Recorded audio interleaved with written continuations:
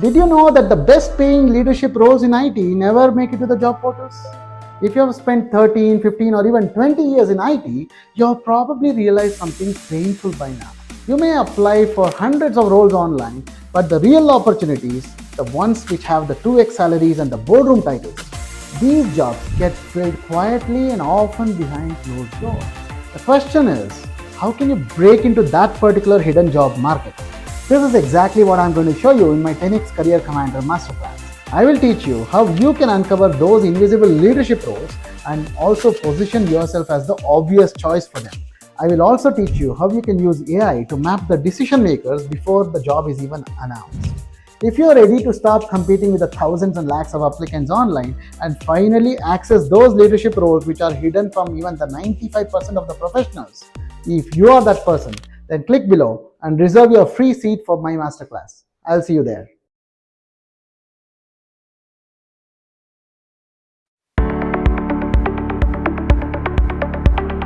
Our career and lives will be at optimum level when our mind and body are in perfect alignment. Mr. Navaneeth's 14-day program provides a structured approach to achieve this, enables you to understand our strengths and opportunities. This in turn will help you in mapping your life's mission statement, your passion, and your short-term and long-term goals. It has certainly helped me in utilizing some of these concepts to motivate and inspire my team. There is also a great emphasis on how AI leadership can enable us during this journey.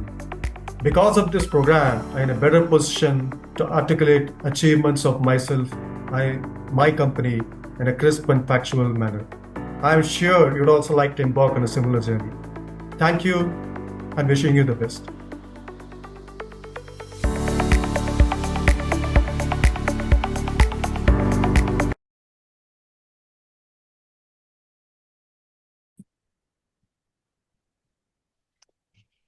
Hello, dear friends, Wonder Tips channel viewers, love you all. You are really supporting us in a wonderful way, and that's why today we are able to make 72nd episode of our podcast series. And there is one wonderful friend of mine, Mr. Navaneeth Seshadri. And you know, my dear friends, he is leadership strategist. He is great player in IT. He has worked more than 23 years in foreign countries, especially US. So I am not going into the detail much, but I would invite you to welcome him with clappings so that he can give his own introduction, and this session is going to be really wonderful.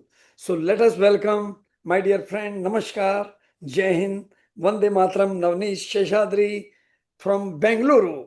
Come on, give your Namaste, Mr. Chaudhary ji. Thank you. Namaste, all viewers. Thank you. And Jai Hind. Jai Hind. So, I'm Navaneeth Seshadri from Bangalore. So, you know that I'm sitting in a very comfortable weather compared to most of the part of the India right now at this point in time. Yes. So nice to meet you. Nice to be a part of this podcast. Wonderful. Mr. Navaneeth, we'll be asking some questions so that people will be enjoying in this podcast. And I tell you, all my viewers, this podcast is going to around 4 crore people, means Wow. 40 million people across the world on Facebook, LinkedIn, Instagram, and all that. So be ready, fasten your seatbelt, and come on to understand what my friend is trying to tell you in the AI, competition. So first question comes about the turning point of his life. You had a successful corporate career spanning so many companies outside Yes. global leadership and all that. So what was that moment when you started that journey? So, thanks for asking me this question, Mr. Chaudhary ji. So, the turning point in my career, see, as you rightly said, been in the corporate space for more than 23 years or so. And I have had a stint in the consulting space, in the supply chain primarily in the beginning. I have been a supply chain consultant because primarily I am from manufacturing, mechanical engineering background. So supply chain consulting and IT was kind of like my forte for nearly 12 to 13 years. Mhm. And most of this time was spent in the US because I did my master's from Boston University. So I also lived and worked there for quite a bit of time. And I was a bachelor, so it was a good thing to do that.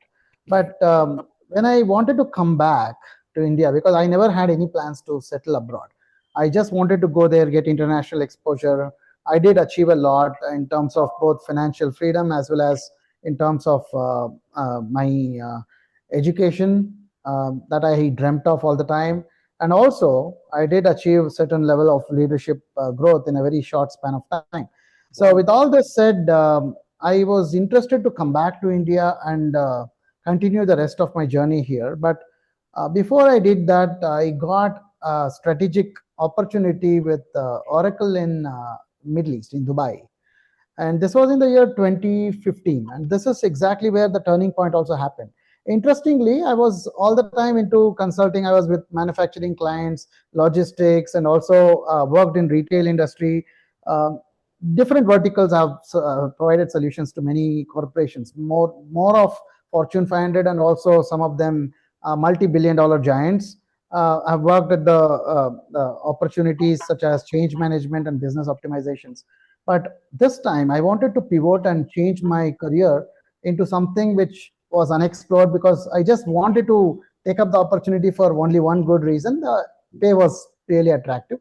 So I took up the job at Oracle and moved into Oracle in 2014 in Dubai, but in the function of sales. So I was into pre-sales this time and pre-sales leadership with sales experience. And I was heading the ECMER region for bunch of ERP products at the same time. Oracle was launching its cloud application at that time in the year 2014 called Fusion Cloud. At that point, I had spent nearly 12 to 13 years building my career in Oracle ERP consulting until then, and I was doing very well professionally. But during one client discussion in this pre-sales function, I was asked about the AI and Industry 4.0. This was the first time in my entire career that a client had asked me about AI, which is totally unheard of until that point by me. In any consulting gig, it was never asked. So what struck me there was not the question, actually. The question of AI was not bad. But the realization that the market was starting to move in a different direction was a shocker to me. So this actually was a very important realization because that night I went back home and I asked myself a very tough question. Will the skills that I've been successful with in the last 12 years, is that going to be enough for the next 12 years? This was a big question mark in my head. And honestly, I was not sure at the time. So that was the moment I realized that experience alone will not guarantee a financially guaranteed future and future success in career also. So the world keeps changing, you see, and we have to keep changing with it. This is what I just realized at that point in time. So I started learning new technologies, cloud, AI, digital transformation, because Industry 4.0 had just emerged at that point in time. And I knew that AWS and Azure, all these from Microsoft, Google, and all these companies were leading ahead in the AI race. And I was a part of the solutioning in ERP space. And I was holding Oracle product line, but I was also working with SAP integration and other things. But still, I knew that those were the technologies that I had to learn and I had to move in. Basically, with that, looking back at that moment in 2015 now, I wanted to just tell you what I realized. Like, at that point, I realized careers do not become obsolete because people stop working hard. I never stopped working hard, but I was feeling that pinch that I'm going to become obsolete. So typically, we become obsolete when market changes faster than we evolve. That was what was the big learning curve in 2014. In such cases, what we typically have to do, and what I did, is our career is not protected by our past successes. I had a wonderful success. I had made a lot of money also. But I could only protect myself with the willingness to reinvent myself even after all those years of experience. Very so true. This is my turning point. This is the point where every person need to do whatever has been done in 2025 in 26 we have to lead in another way. That is the main point, and you are having in that ingredient. So regarding, as you have told, early AI vision back in 2015, when most professionals were not talking about AI, and at that time you got that disruption coming. So what did you see then and others missed? You changed your line, you made your love for AI. What was that main point in your mind? See, most people thought AI was a technology shift back then, and even today, I think most of the people are thinking it's just about technology changing. They are thinking it's similar to the dot-com boom or the internet era change, which was a technology shift in a big way. But it was a shift in not just in technology, but AI actually is a shift in how value can actually be created and rewarded now. It's intelligence at play. The internet did not change human intelligence applications, but AI does that. At that time in the 2014, many people were asking me like, how will AI change software? Even the customers. So how will your software get updated with the AI invention, machine learning, deep learning models have come in. At that time, CNN was being applied in a lot of places. RNNs were there, LSTMs were there, and a lot of business applications were going as in the marketplace of Azure and AWS. But customers in supply chain space were asking us like, oh, can we do this kind of data concentrator based integration with our PLCs? Can this software be installed? Will it be helpful to integrate with your Oracle ERP? All these kinds of questions used to come. But in my personal career, I was asking a different question for myself. I was wondering, like, how will AI change careers? How will it change the leadership levels? And how will it change the skills that the companies actually will start valuing from now on? Because I was a consultant and I knew this is coming in a big way. It's a change that's coming in a big way. So throughout my career, I had seen whenever technology changes happens, the market starts rewarding different capabilities. This is because I have also undergone the dot-com boom bubble during my career. So I knew this was going to happen. Some hunch, some gut feel also I had. So some skills usually becomes more valuable, some becomes less valuable, and entirely new opportunities get created at the time this happens. Navneeth, So, yeah. you told very clearly, because you are starting this since 2015, 14, and 16. I just started AI thought process only 3 years back. And in last 2 years, it has changed my entire life. I was thinking I have to keep 5, 6 persons with me for my coaching and all that. Now I am single man, one man show. And everything is managed with tools and kits and everything. I have done around 567 live sessions on YouTube without taking help from anybody, because I am studying 8 That's very good. hours every day. Yes. So that is the main thing. Wonderful, you have told to all Yeah. my clients and all my friends. So now you tell me one more point. As you have lived in US, overseas, and India, so what are your biggest lessons that remain universal regardless of geography? You were there, you were here, but without, as compared to AI, what is your viewpoint? See, one thing is very true. Although AI is a change that makes professionals kind of irrelevant, it's the feeling that people get, and they need to increase their value. This is the actual perception in the market today. And professionals who actually grow fastest are not necessarily the ones with the maximum experience. They are the ones who can combine their domain experience with AI and adapt where the market is heading. So Right. what does this typically tell us? So basically, in all my experiences, right, in all my experiences across North America, it could be Middle East, and also I've worked in APAC. I've been into Philippines. I've worked on some projects in Thailand, and also India for big chunk of my career. So the biggest lesson that I found that is every market, all these three different markets that I'm talking about, has different rules. This is what every individual working professional has to understand. It's not the same thing. Every market has one commonality also. All these three markets and also India, it rewards trust. Trust in a professional is super important. And as a leader, it's super, super important. In the US, trust is built through results, quantified KPI achievements for the business financial growth. In the Middle East, trust is typically built through relationships and reputation. There's a big difference. And in India, it's often the combination of competence, credibility, and your social network and professional network. If you know somebody in the right place and you have competence, it works in India. Right. So at the end of the day, careers grow when people trust you enough to give you bigger problems to solve.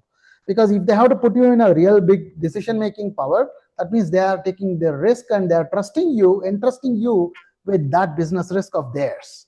So you have to earn the trust in order to be in that big role. Yes, wonderful. So coming on to the next point, as we have discussed few times, that we talk about hidden job market. Why do so many talented professionals struggle despite having strong skills and experience? What is that, point which they are missing? See, one of the biggest myth, I would say, in the professional world is that people think skills and talents alone determine their career growth. This is just the surface level, and this is good until they are individual contributors. If this was always true, everybody who starts as a high-paid software developer or a high-paid operations manager can become the CEO. But why do we see only 1% of the people workforce going up to the C-suite and above? If skills and talented were all that important, we would have seen growth so rapidly. We wouldn't see professionals stagnate in the mid-career. This is the truth that we all see. So what I have observed is that many talented professionals, they spend years becoming better at what they actually do, their job that they have taken up. But they take very little time to understand where exactly their skills and the highest value they can provide exists in the market. I always tell this to my cohorts, let's say you have a very old grandfather's watch, and let's say it's about 80, 90 years old. Right. And if you go and give it to a street watch shop or a watch seller, the watch seller might offer you, let's say, about maybe $50 or $100 just to take it from you because of the metal value in it. Right. But the same old watch, if you can give it in a pawnbroker shop, pawning it for something, because it's an antique piece, Yes. they might give you maybe 1,000 or 2,000 rupees. Very true. Very If true. you take the same antique watch, 90 years old, to a historic museum, looking at it as a collector's item, it might even be worth several crores. So basically, the person's skill has to match the strategic value fitment of the right place where they are the right positioned person. If this doesn't happen, there's a big issue, big challenge. So, dear friends, how you are enjoying this discussion? Just feel free. And whenever you will be going to see this podcast, don't judge. With open mind, go through, write down your so many comments that me and Navneeth should reply it within maximum 24 hours. Maybe 48 you take safe side, but within 24 hours we will be replying to all your questions, because we are not talking here for a fun sake. We are trying to give some value to your life, because IT is our main leader at the moment to bring the money from outside market to improve our GDP. So come on, next point, Navneeth, I want you say talent alone does not determine outcomes. Positioning does. Can you share a real life example where positioning made all the difference in technical? Yes, absolutely.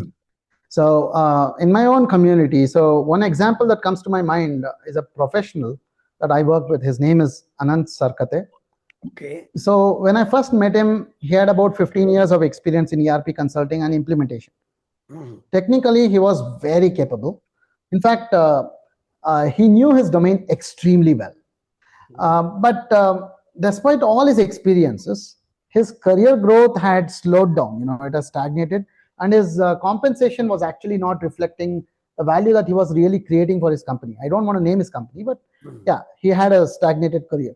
But as I dug deeper into his pain and we started working on his problem, the issue actually was not his technical abilities, and rarely is the case with any professional most of the time. The issue that this gentleman had was how he was positioning himself into the market. Through assessments and discussions, we realized that his communication, the confidence that he had in his communication, his executive presence, and also how he articulated his value, not about his answers or to the technical questions, how he could portray his skill adding value to the business requirement. So these were becoming his bottlenecks. So one of the recommendations that I gave him was to invest seriously into communication and also leadership development. And of course, I asked him to join Toastmasters Club because he had some fear of public speaking, because this was very important as you move up to the ladder. Right. So he acted on it. Basically, within just about 2.5 months, he secured a role, not in India, but in Dubai, in the Dubai government. That significantly it increased his salary from whatever it was to 250% increase and tax-free. So more important than this, along with the government job, because in Dubai it was permitted, after his work hours, he also started having his own startup, and he became a project manager part-time in that startup of his own, along with being a founder. And he was trying to build a product. So the interesting part is that his technical expertise had not dramatically changed in all those few months. What changed was only how he positioned and presented his expertise. So that's why I often say that skills are necessary, yes, but they are not always sufficient, because the market always rewards the value that it can clearly see. A market doesn't reward what you actually know. The positioning is what actually makes you visible. This is what is the example that comes to my mind. I think, there are many more like this, but this gentleman is the top of my mind. It always resonates in my mind because he was my first student. Amazing. So my next point comes, Navneeth. What is one major career mistake or setback that ultimately became one of your greatest teachers? Okay. I think this is making me emotional a bit. See, one of the biggest lessons from my entrepreneurial journey, that is what I would say it came from. My biggest lessons in life and my career especially. A few years ago, I co-founded a AI healthcare startup company. It was based in Silicon Valley, but I was based in India. I was the CTO. I was deeply involved in building the product. I was leading the technology. I was supporting even the fundraising efforts. I had raised from friends and family alone more than $300,000 single-handedly. And I was also driving the execution of the product development. It was in a healthcare, highly niche space. Right. Like many first-time founders, I believe that everybody, I did it with partner in the US. Like he was also American citizen, but an Indian origin person. So I believe that if everybody was smart and hardworking and committed to the vision of the company that we come up with, things would naturally work out. This was my assumption. Right. I was totally wrong with it, but this was my assumption back then. So actually, eventually I learned the hard way that startups don't run just on vision and effort. They also run on both the founders or startup partners have to be aligned, and there has to be proper governance. There have to be proper incentives, and communication has to be very transparent. Integrity has a very significant stage there. Over time, differences emerged between me and my co-founder around decision making, like who makes what kind of business calls, like what is the ownership we both take in different aspects of the business, and what is the eventual direction for the company, when to exit. Do we need to exit now, or do we take it as a legacy? All these kinds of differences started emerging. Eventually, the partnership did not work out the way I had hoped. At that point, I felt extremely disappointed because I had invested a huge amount of time, nearly 2+ years, and I had spent a lot of energy and intellectual effort into building something very meaningful. The product was one of its kind, and when I look back today, it's been some years now, it was one of the most valuable lessons of my life, especially my career. It taught me that capability alone is not enough for a person. Great. We must be equally thoughtful about who we will build the business with and how decisions are actually made and whether incentives will remain aligned as the company goes. Because in the beginning, a startup, everybody is good, everybody is very passive, and they don't care how much percentage you take, how much percentage they take. But as the company's valuation starts growing, the realities check in, and this is what is the biggest lesson. And the experience, it taught me some things. I also want to tell this to everybody listening to this. Like, many professionals, they spend years developing their skills there, but they spend very little time evaluating the people around them, the opportunities, and also the environment, and whether they are a strategic fit for that place at all. So sometimes success is not about working hard. It's about choosing the right vehicle to travel in. The right people around you make all the difference, and you have to be in the right direction with the right people. This lesson stays with me for ever, because it was a very costly lesson, very painful but very costly lesson. Yeah. Wonderful, wonderful. So, viewers, you just see, when you are in IT or in any startup, any business, these are the main points where you need to take the care on utmost level.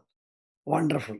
So now, Navneet, coming on to your entrepreneurship journey as a founder, CEO, or rather you can say CTO, who built the AI solutions, healthcare solution, which you told just now. What realities of entrepreneurship do most people underestimate in that? So good that you asked me this question, because I as a founder, I think biggest thing that people underestimate is that building the product is the easiest part, is what they should know. Because most first time founders, they assume that they built a great product, so success will follow. In reality, a startup is not just a product challenge, it's a people challenge, funding challenge, market challenge, and then sometimes even a political challenge. Yes, uh, this is what happened to me, as I told you earlier, right? This is one of my biggest life lessons. So right. as a co-founder and a CTO that I was in multiple companies, I spent building technologies, leading product development. I was working with clinical partners, supporting fundraising discussions, and solving complex technical problems. But what surprised me was the time that it got me into spending things had nothing to do with technology. I had to work on investor relations, partnerships, regulatory requirements, team dynamics.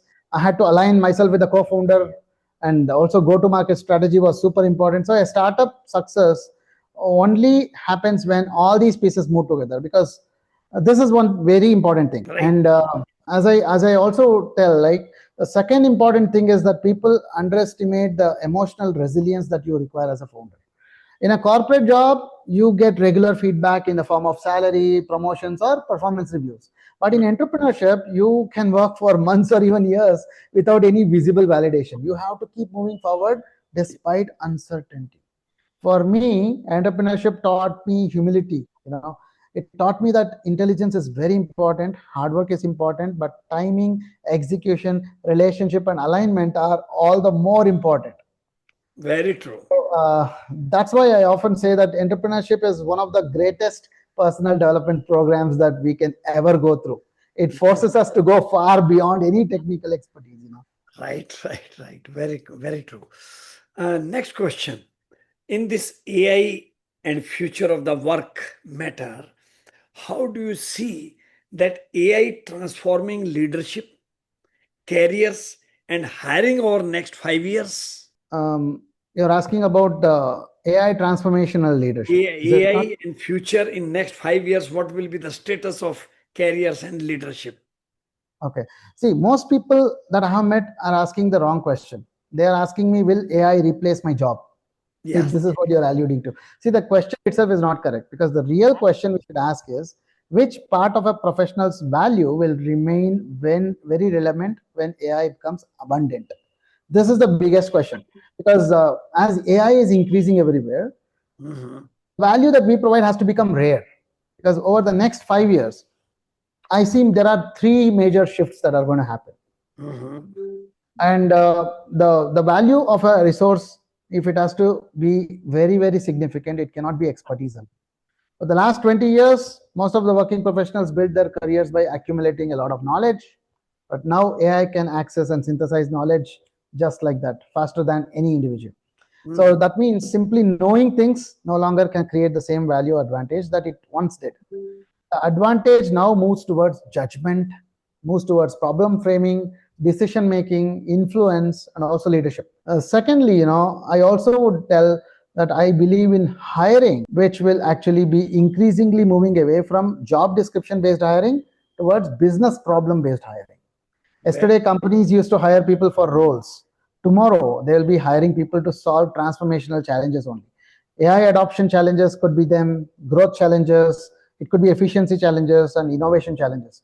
This is what the companies are hiring for, especially in leadership. Working professionals who can clearly connect with their experience with relation to business outcomes, financial KPIs, those will have a huge advantage. I think see a widening gap between two kinds of professionals actually. One group will use AI mainly to become more efficient. The other group will use AI to become more strategic. The efficient group will save a few hours here and there in a week by using AI. But the strategic group will redesign how their work gets done. They can influence larger decisions and also create disproportionate value just by using AI. And that's where leadership comes in from. Wonderful, wonderful. And Navneeth, if we talk about the Strive framework, what inspired you that the creation of Strive framework, and how can professionals use it to accelerate their careers? So Strive 10x, which is my framework, was inspired by a question that kept bothering me in the past. It was throughout my own career because a question was, why do so many talented professionals spend years of their life improving their skills and yet struggle to find the right opportunities? Right. After working in India, US, and the Middle East, I realized that most professionals, they were approaching their careers backwards. They start with a job opening. Typically, this is what you might have also seen, right? People keep applying the job portals. They apply, and no reply. So they try to convince the company that they are a fit in the interviews also. But the professionals who accelerate the fastest, they actually do the opposite. They first identify where their expertise creates the most business value, strategic fit wise, and then they target the organizations that need their value the most. And most of the time, these are not the companies which are the best run. So these are the companies which has the biggest pain. Right, right. So the professionals who accelerate the fastest are strategically a proper fit for the business problem, both in terms of financials as well as the lead KPI. So this is the reason I built Strive 10x framework, which stands actually for strategic targeting and research to identify value entry points into those business opportunity arena.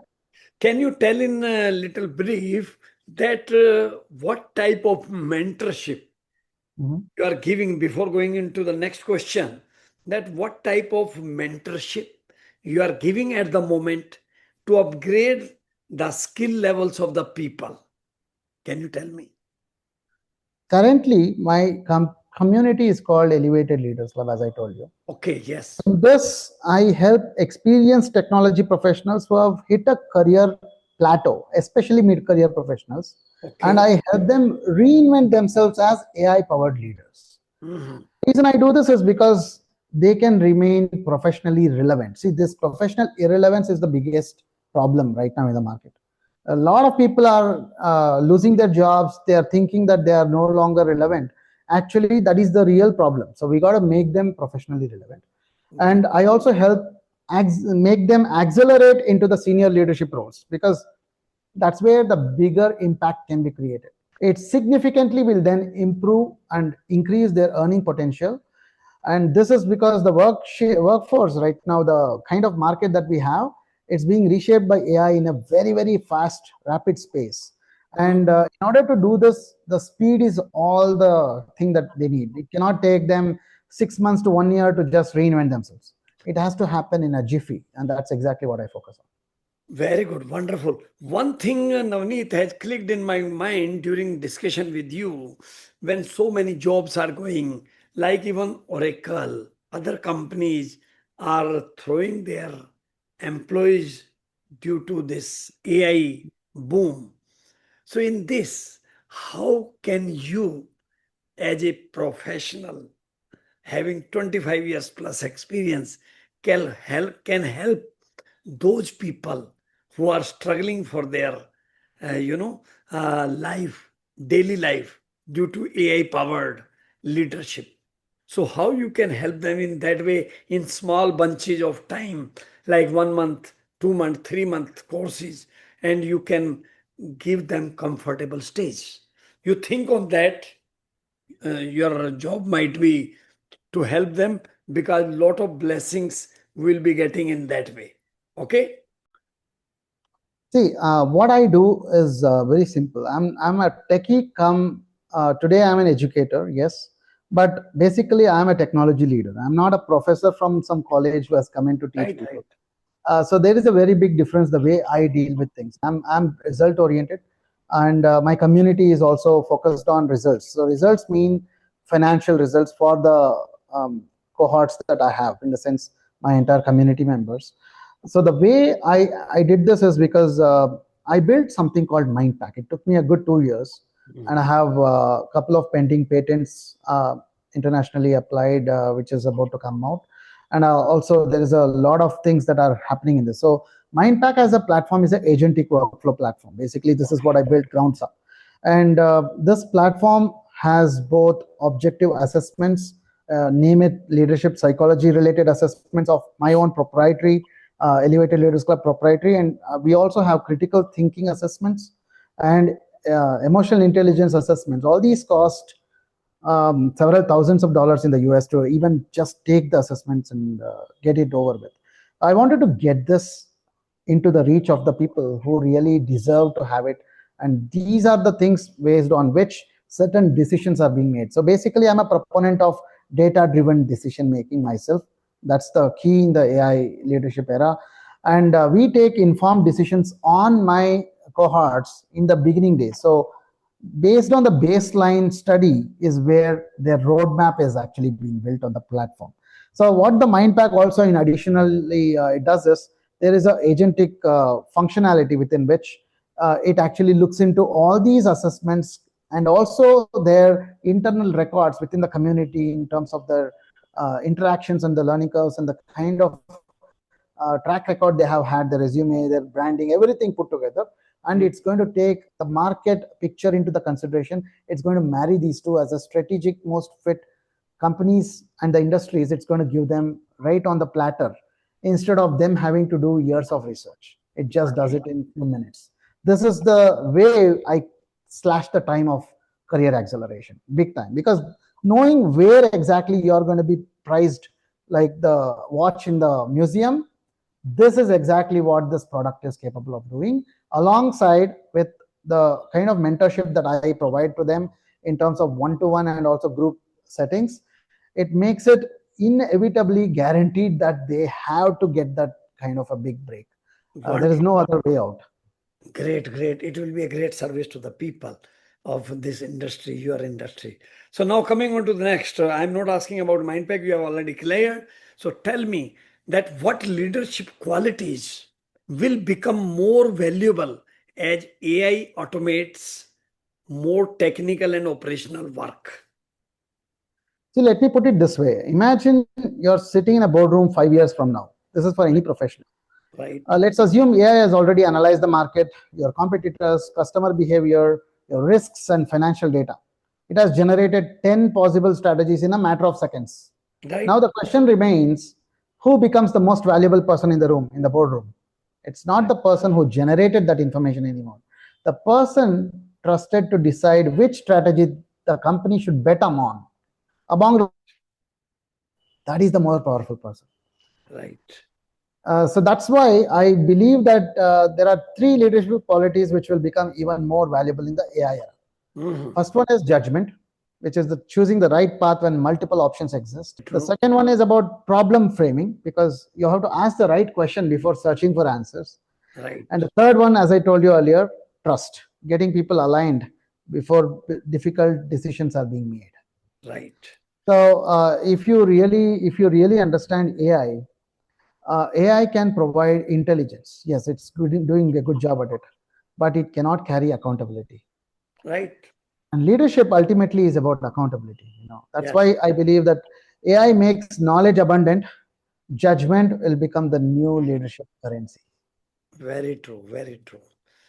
And my next question, what you will advise as a great professional leader, that what mid-career professionals should do in their life to enjoy their life fully professionally as well as in their daily life with their See, family. many professionals in their 40s and 50s, they fear about becoming irrelevant. Right. This is the fact that we all know. The first thing that I would tell people like this is your age is usually not the problem. Mhm. Your adaptability is. Yes. Because when I was in my early 40s, I would say I'm still in my early 40s. I would love to say that forever. But I realized that the market was changing faster than my expertise or Right. expertise at that point in time. I had two choices. I could have spent the next 10 years defending what I already know, because this is where the ego gets in. Right. Or I could have invested in learning what the future would value. I did the latter. I Yes. chose the second path. So if you look at it, the professionals who actually become irrelevant, Mhm. unfortunately, after certain years of experience, you have kind of an ego to some extent. They are not usually the people who become irrelevant, are not usually people with the most experience. They are the ones who stop learning because they believe experience will protect them. Mhm. My practical advice is very simple. Don't compete with your younger generations on energy. Compete on judgment, because judgment requires wisdom and your experience has brought that. So don't try to know everything. Learn how to combine decades of your experience with new technologies like AI. Because AI might generate answers faster than you, but Mhm. it cannot replace the pattern recognition, your business understanding, and judgment that has come from the 20 or 30 years of real world experience that you have. In Right. fact, I believe that the next 5 years could be a biggest opportunity for experienced professionals. Because if they stay curious and also keep evolving, they can become more valuable than ever. The real risk actually is not age at all. It's only standing still when world is moving. That's the biggest risk. Don't do that. Great, great advice. So now coming on to the final long questions, and that is again towards you, but people can compare your life with their life. That what you feel, Navneet, that you will be 20 years from now. What will be your legacy? What will be your mission? When people think about me or in Navneeth Seshadri, 20 years from today, I don't want them to think about the kind of job titles. I was a CEO, CTO. I don't want them to think about it. Or Mm, I don't want them to identify me by my startups or even the technology that I worked on. I mm. want them to remember that I help people see possibilities in themselves that they couldn't see on their own. Great, great, You great. know, I would like to say that my mother pledged her gold to invest on a 17-day Oracle training for me when I was starting my career. That single decision changed my direction of my life. Over the years, I have come to realize that lives don't change because of information. It is because of the kind of decisions that you make. Very That's what life changes. So one decision can change a career and change a family's future, and it can also create opportunities for generations to sit and eat. We all know what happened in Dhirubhai Ambani's life, right? Yeah, yeah, yeah.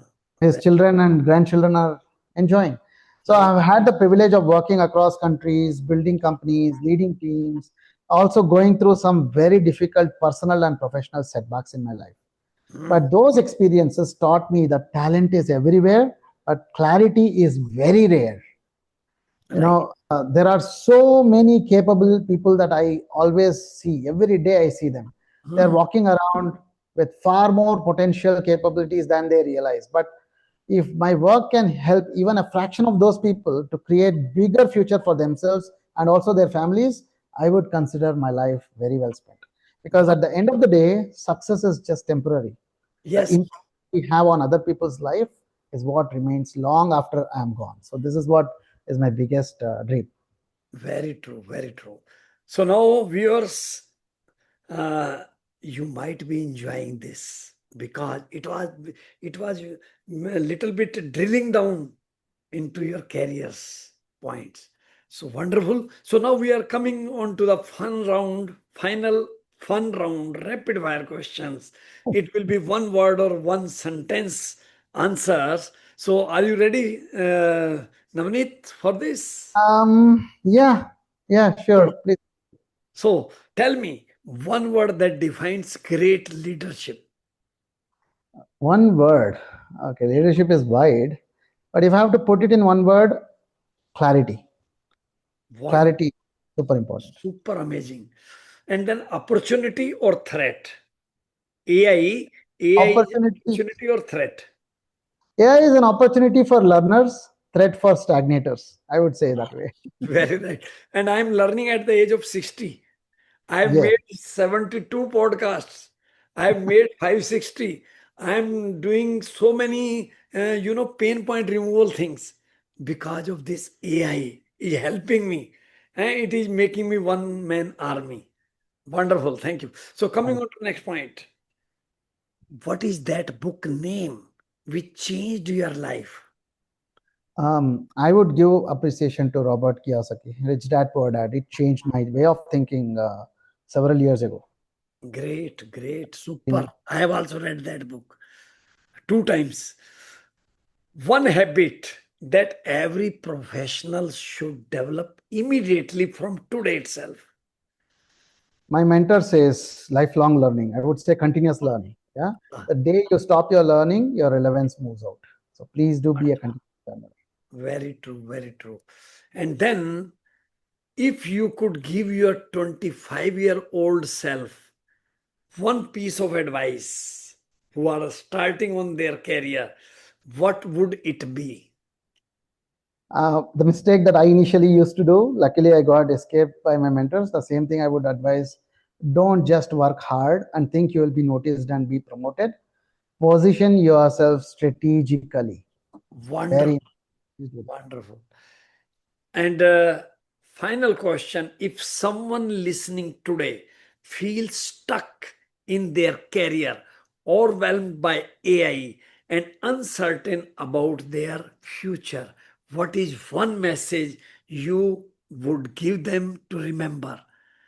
क्यों फंसे? Why they should stuck up in their life when AI powered trainers like you can give them a little bit of ignition. So, if you're listening to this today and you're feeling stuck or overwhelmed by AI, I'm talking to the audience, or uncertain about your future, I want you to remember one thing: the future has always belonged to the people who adapt, not to the smartest, not to the most experienced, not even to the most talented people. I've had moments in my own life where everything seemed very uncertain. Career plans changed, businesses did not work out the way I expected. My personal challenges forced me to start again more than once.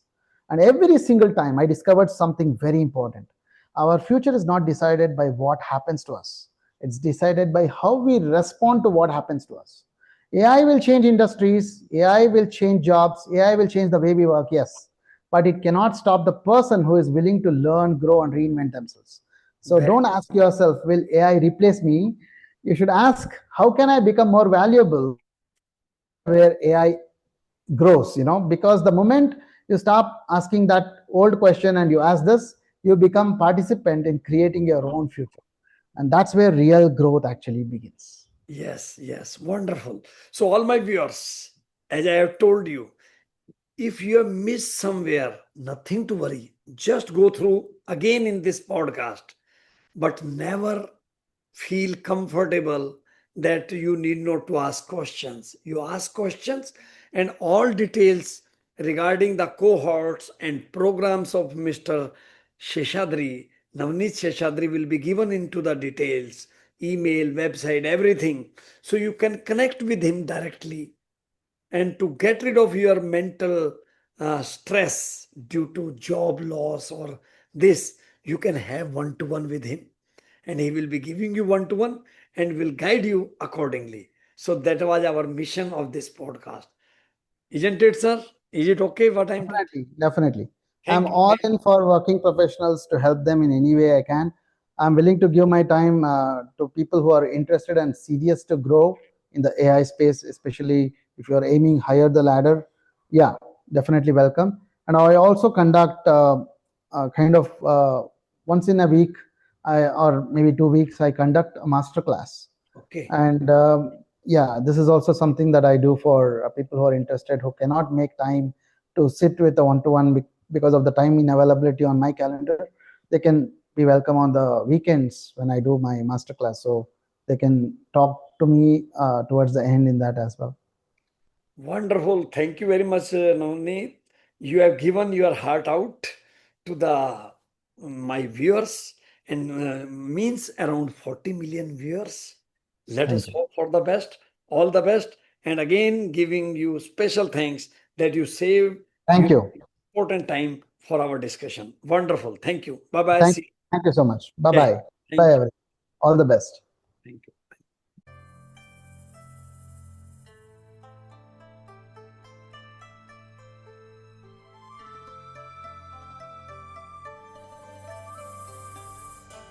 पहले आपको जहाँ हमारा चावल बनता है